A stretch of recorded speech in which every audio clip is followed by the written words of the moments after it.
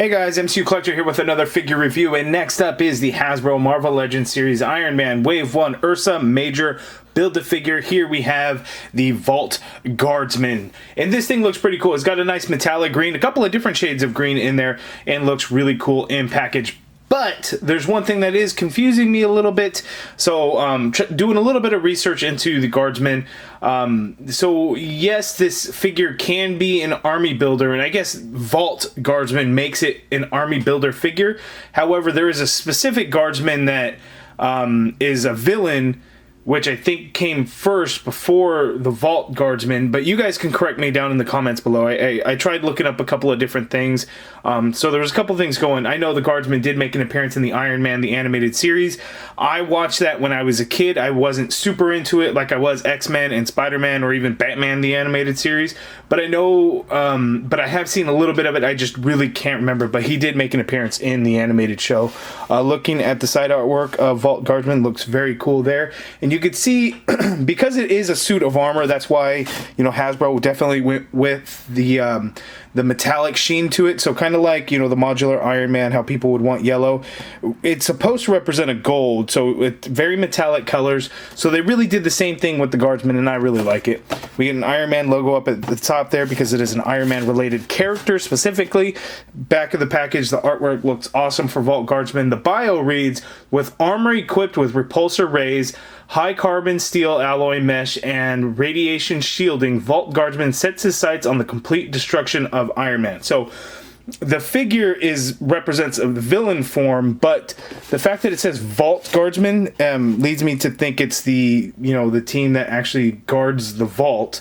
So you guys can let me know in the comments below about that, but let's get this guy out of the package.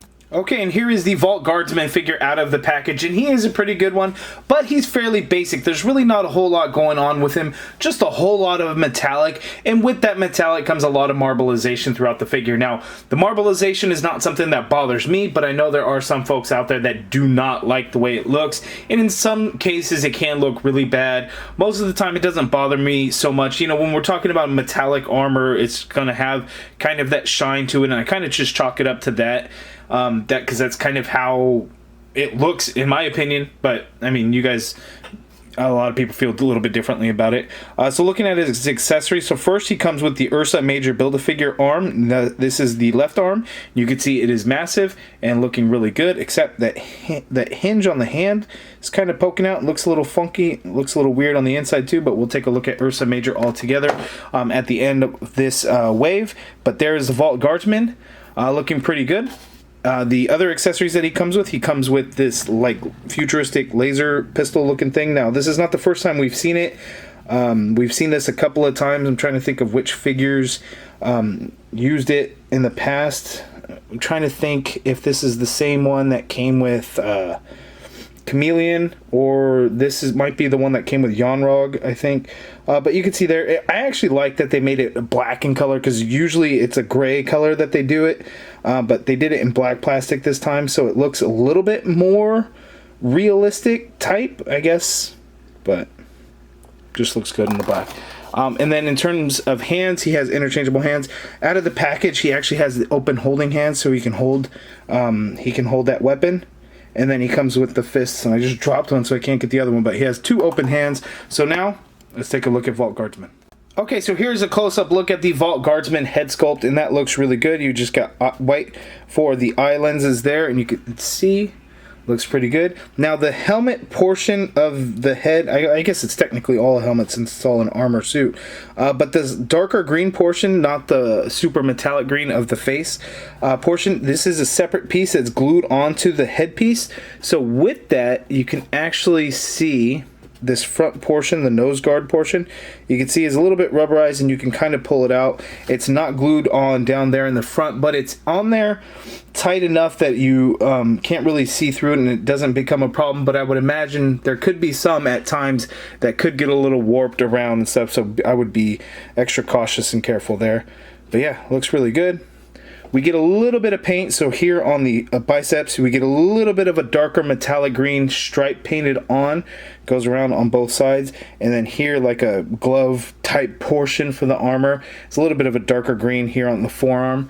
But that's it in terms of paint. The rest of it is just going to be the molded plastic. So the boots get the darker green, the legs get the lighter green, and then, well, actually, see this portion right here, just like I had mentioned with the modular armor Iron Man, it looks like these pieces, to keep the metallic colors to avoid painting and not getting it to match and look real good, it looks like this is a separate portion here glued onto the torso, just like the top of the chest there. You can see that cut right there, so it looks like separate pieces that are glued onto it, and what that does is it gives it a much cleaner look as opposed to having to add paint, because if they added paint, this is probably the color it would be, which then wouldn't match the hip portion. So I think that's why they did that, but in doing so, the metallics just look really good, and we get a lot of matching colors as opposed to colors that don't match and then look a little slightly off. So it's kind of nice when they do stuff like that to make it look so good. So there he is. One thing to point out, see on mine, like the marbleization, so we're like right here on the foot, you can see the marbleization is just kind of crazy. But again, not every figure is going to be the same, because that's just kind of the fill lines of the plastic going into the mold.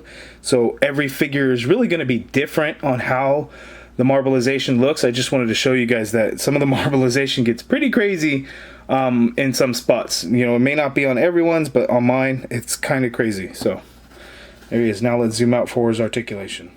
Okay, so Vault Guardsman articulation. He can look all the way down. The head is on a ball hinge joint.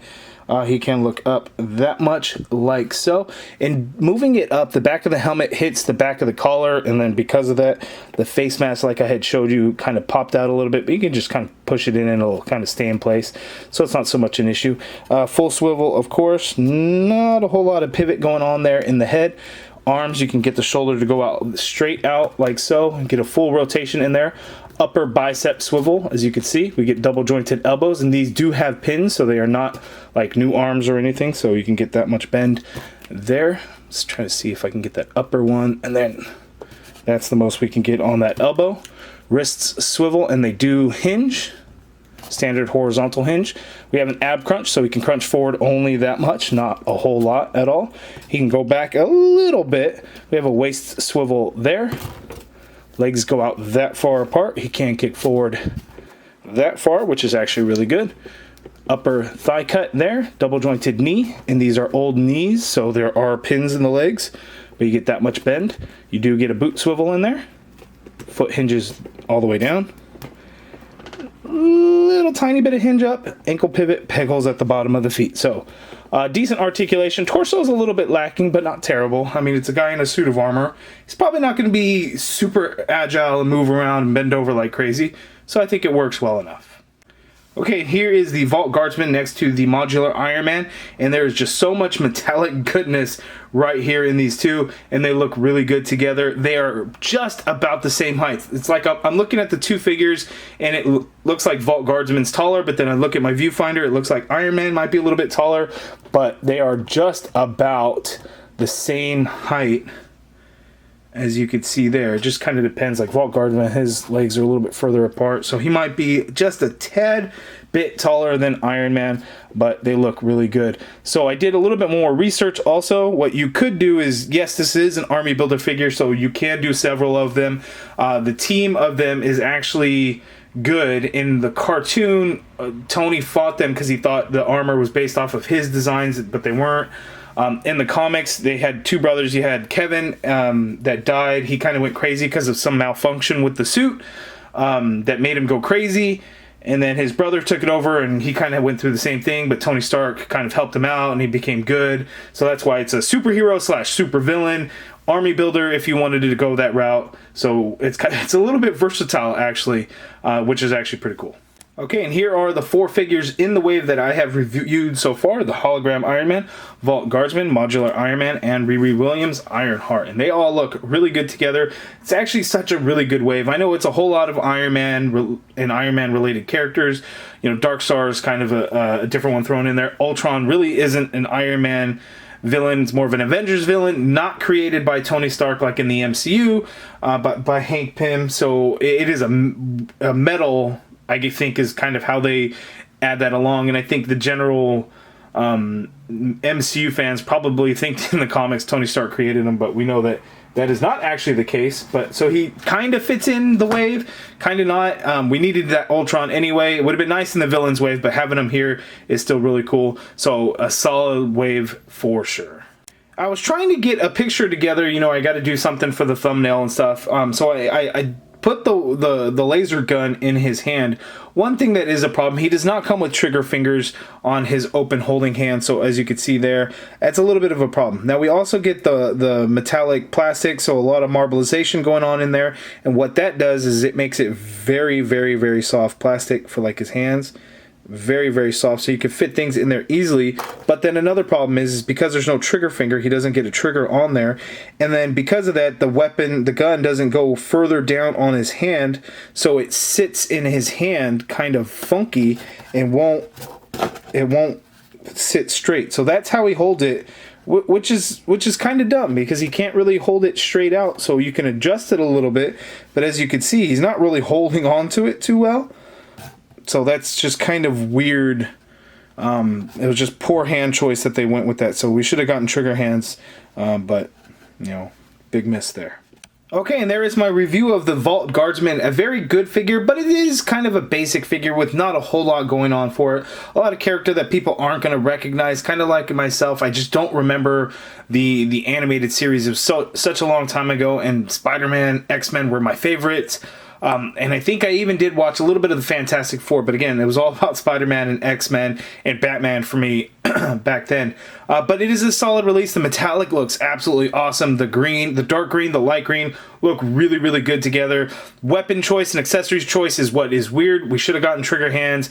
The the laser gun is okay. We really should have gotten some kind of power blast effects like yellow in color to go around his hands and over his arms. Something like that would have been really, really cool. That's what this figure is really missing. That's kind of the biggest thing, but it is good nonetheless. But you guys let me know down in the comments below, what do you think of this figure? Is it one that you're going to be army building and getting multiples of? Let me know in the comments below. If you guys liked the video, please do me a favor and hit that thumbs up button. Subscribe if you haven't already done so. And as always, thank you for watching.